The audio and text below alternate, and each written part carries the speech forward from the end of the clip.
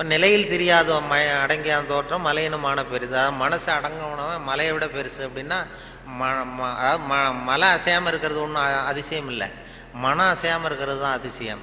அதனால் மலையை விட பெருசுன்னு சொல்லி அவர் விளக்கம் கொடுத்துட்டு போனார். மனசை அசையாமல் வச்சுருக்கிறது ரொம்ப கஷ்டம்.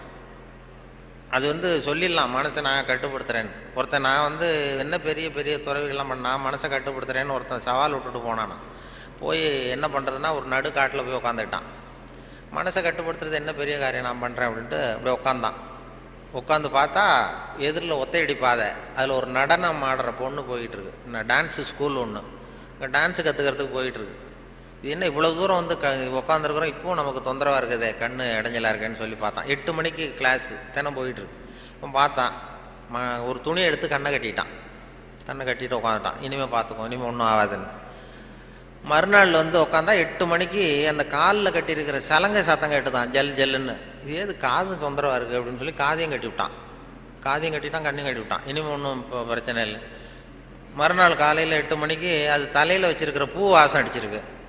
இந்த பொண்ணு மூக்கையும் கட்டிவிட்டான், கண்ணு காது மூக்கையும் கட்டிவிட்டு இனிமேல் நான் மனசை கட்டுப்படுத்துகிறேன்னு உட்காந்தானா. மறுநாள் காலையில் 8 மணி ஆச்சு. அப்போ இவன் மனசு நினச்சிதான் இந்நேரம் அவள் போயிட்டு இருப்பா அப்படின்னு. இதை விட அசையாமல் இருந்ததுன்னா அது மலையை விட பெருசு. மனசு நிலையில் தெரியாத அடங்கியான் தோற்றம் மலையினுமான பெரிதுன்னா அதுதான். மலை அசையாமல் இருக்கிறது ஒன்றும் பெரிய ஆச்சரியம் இல்லை, மனசு அசையாமல் இருந்ததுன்னா அது பெரிய அதிசயம் அப்படின்னு சொல்லி அதுக்கு விளக்கம்